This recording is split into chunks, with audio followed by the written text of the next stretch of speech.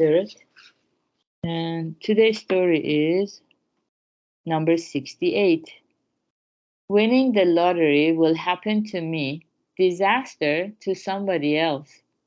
Long ago, a husband and wife who ran an inn heard that Japanese ginger could cause forgetfulness. One day, a man who looked wealthy, carrying a great big bag, came and booked a room. Hoping to make him forget his bag when he left, the greedy couple decided to offer him a meal consisting entirely of ginger, ginger soup, stewed ginger, ginger salad, and so on. When she brought him his tray, the wife said apologetically, "We are country folk and haven't much to offer. I made a few dishes using ginger from our garden. Please help yourself." The customer was overjoyed. "Ginger, is it? My favorite. Looks delicious." As they went to sleep, the couple whispered that if they just served ginger again for breakfast, he would be sure to go off and leave his bag. "I'll buy you a fine dress," the husband promised, "and maybe get me some fancy clothes too." Dreaming of such things, they went to sleep. In the morning, she took in the breakfast tray. "Good morning, sir. I'm sorry I can't offer you anything fancier, but you were so pleased with last night's supper that I took the liberty of cooking ginger again this morning." "Excellent, I see. Ginger-flavored soup, stewed ginger, fried ginger, yum, yum." When he had finished his meal, the customer waved goodbye and set off in fine spirits. "Well," said the husband, "I'll go right up and search his room. I'm sure he must have forgotten something. Let's see, maybe in the closet or the bookcase. I know, it must be in the bathroom. Nothing under the desk. I'll lift up the floorboards and check. Nothing there either. That's funny, he didn't forget anything after all." Just then the wife came running. "Oh no," she said, "we forgot to have him pay his bill." A man and his wife were talking eagerly about what they would do when they won the lottery. "What if we win $100 million? Let's go pick it up together. Someone might try to rob us. We should take it straight to the bank." "What do you want to spend it on?" asked the husband. "A big house," answered his wife, "and a piano for our daughter.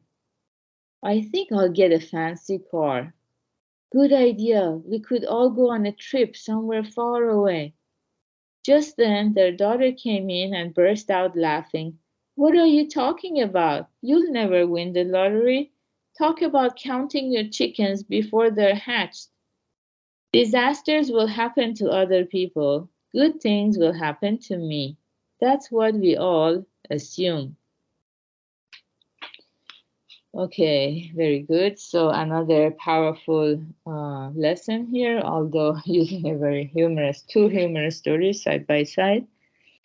Yeah, humor works well because otherwise it's so difficult to even contemplate the truth of what is being mentioned here.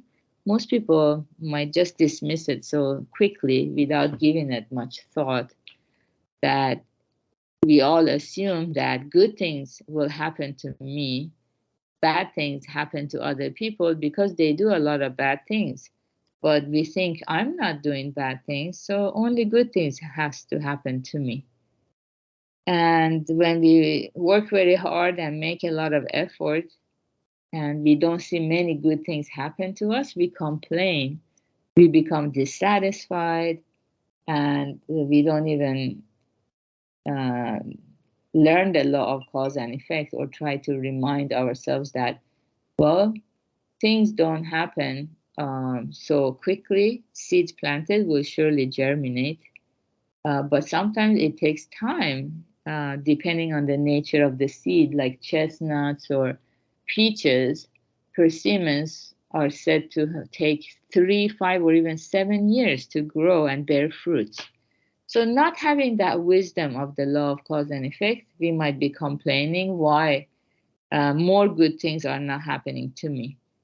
And we envy the success of other people. Some even resent excellence. They try to bring down other people because they don't think that good things should happen to other people. If we think I'm the one who's making so much effort every day.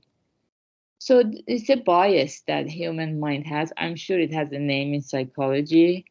The bias that we think, yeah, winning the lottery will happen to me, disaster to somebody else. Usually we don't think that something bad is going to happen to us. We don't think we deserve it. In case it does, we don't know how to handle it if we're not listening to Buddhism. We are totally resistant to the truth of impermanence or the inevitability of change. And then we create our own suffering by uh, resisting the truth. Yeah, so if we listen to Buddhism and do this recitation meditation, little by little, we become aware of how everybody is only harvesting the result of the seeds they have been planting. And so the most rational thing to do for all of us is to ask ourselves, what kind of good seeds can I be planting right now? All the good effects will come to the doer, to the practitioner. And in this way, we stop being reactive, or we cast aside the victim mentality that, oh, these people are doing this to me. We become more proactive. What can I do to make my life more effective, more joyful? And along the way, bring joy to people around me too. So, good job, everyone, for being here, practicing together, and have a wonderful Tuesday. Goodbye.